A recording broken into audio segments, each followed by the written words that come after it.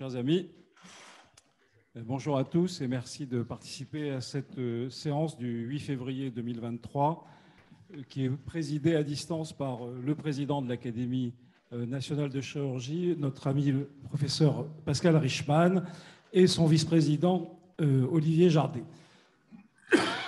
Pardon. Comme d'habitude, je donne la parole au secrétaire général pour qu'il vous fasse part des dernières informations.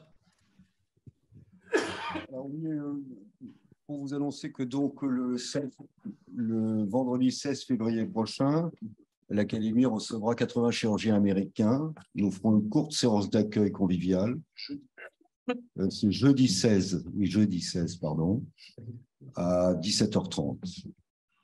Le vendredi 17, l'Académie organise une journée complète sur le cancer du pancréas, en partenariat avec le laboratoire Servier.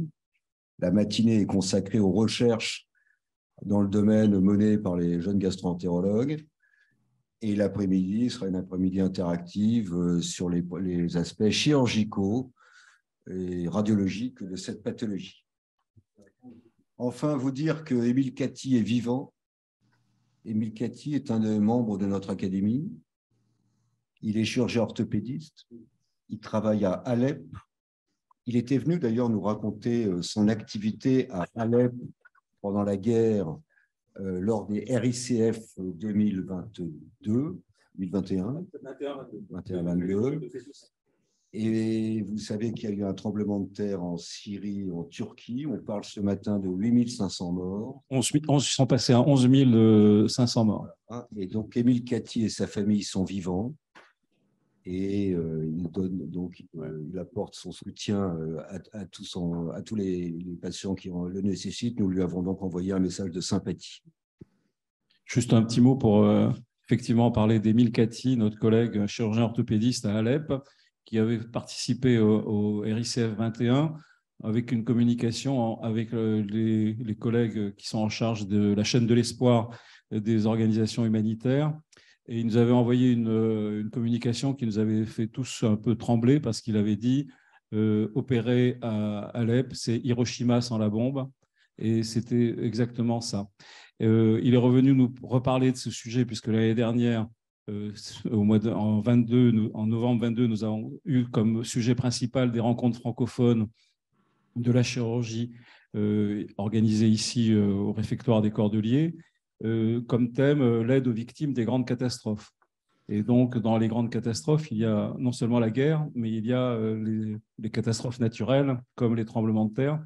Et là, en l'occurrence, on est en Syrie avec la conjonction des deux, un pays en guerre et un pays qui est victime d'un très, très grand tremblement de terre, avec la Turquie à côté. Donc, il nous a effectivement envoyé des petits messages. Moi, il m'a envoyé une photo que je n'ose pas montrer parce que c'est vraiment horrible, et en même temps c'est deux enfants qui sont écrasés là sur leur immeuble qui est en train de s'effondrer. Ils sont vivants. Le plus petit, il est protégé, qui est un enfant de peut-être de 2 ou 3 ans, qui est protégé par le plus grand qui a 7-8 ans et qui le protège, lui protège sa tête en lui mettant son bras pour le protéger de l'écrasement par le système, le plafond en ciment qui est en train de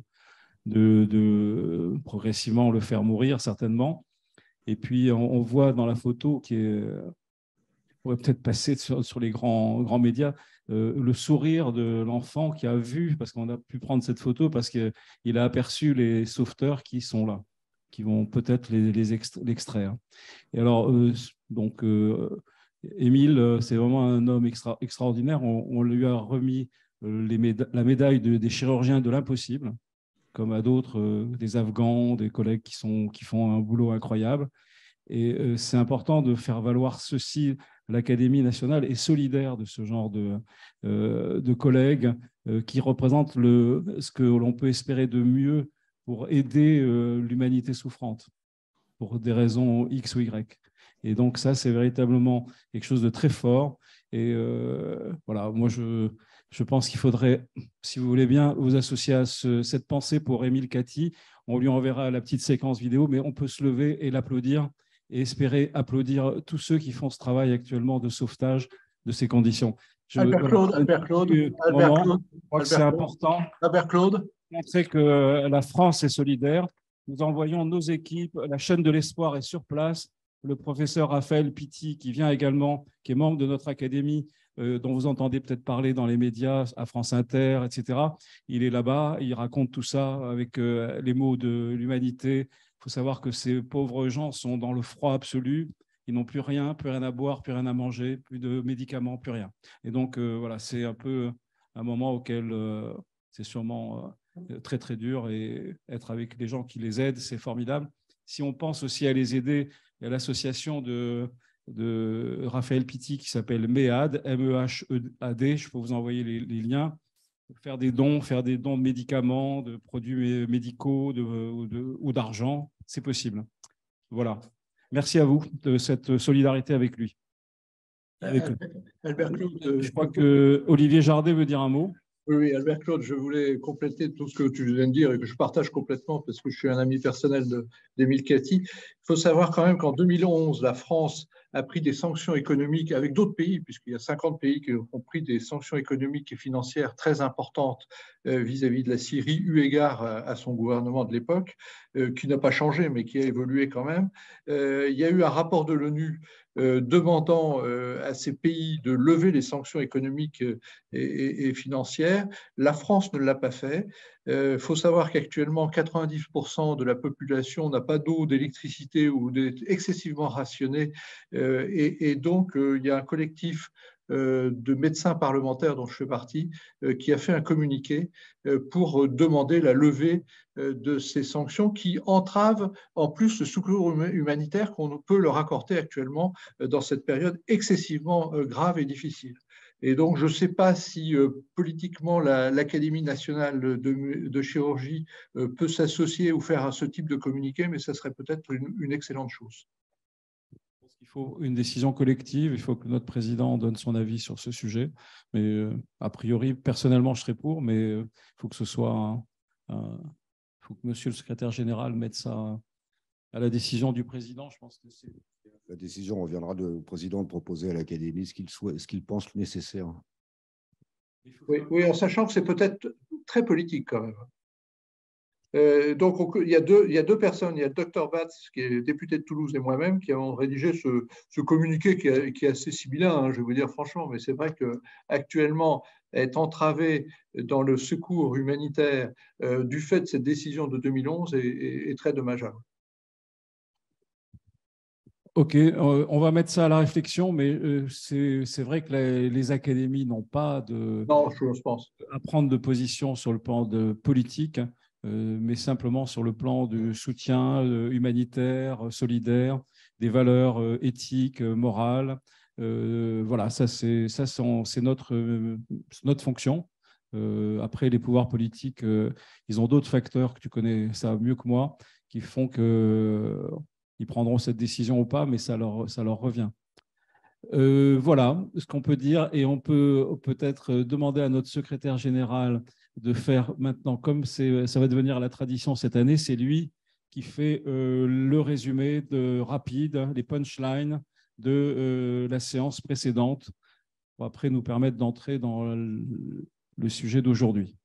Oui, donc la séance du mercredi 1er février était consacrée à la prise en charge thérapeutique des cancers gynécologiques, organisée, coordonnée et modérée par Élodie Chantala de Toulouse. La première communication d'Alejandra Martinez portait sur la réforme des seuils dans les cancers de l'ovaire à propos d'un cas.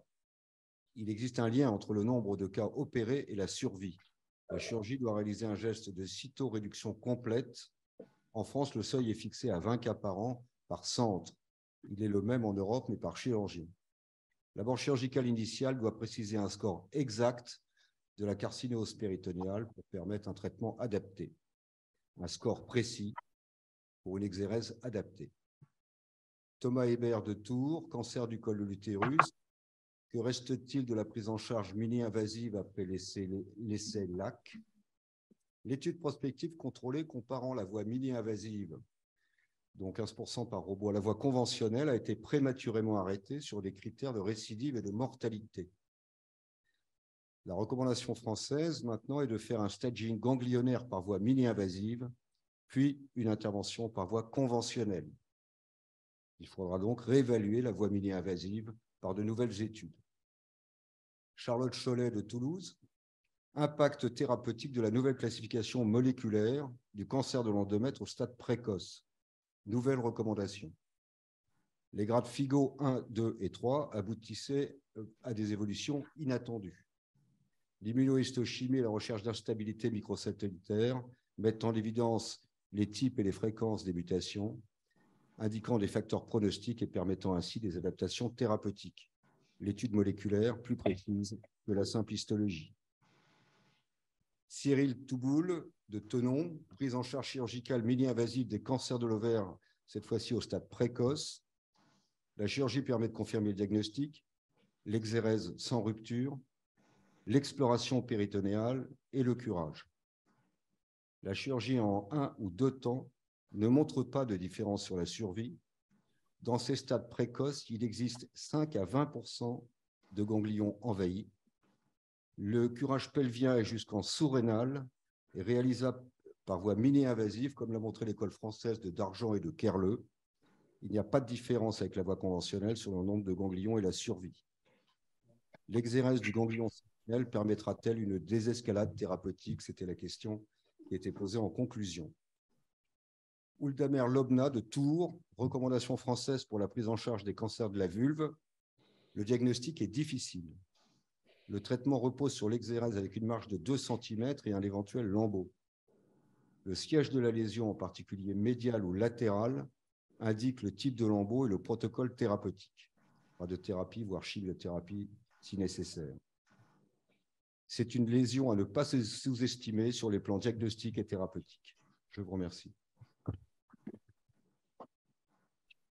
Merci beaucoup pour cette très très belle session de mise au point sur les cancers gynécologiques qui était remarquable. On a appris énormément de choses, en particulier sur le plan de la gestion chirurgicale des carcinoses plus ou moins étendues. C'était vraiment très très impressionnant et en même temps très utile parce que c'est des notions qui ne sont pas aussi répandues qu'on imagine. Et c'est une chirurgie très difficile et donc les équipes qui étaient là étaient très très remarquables et représentantes du meilleur de ce qu'on peut faire actuellement dans ce domaine.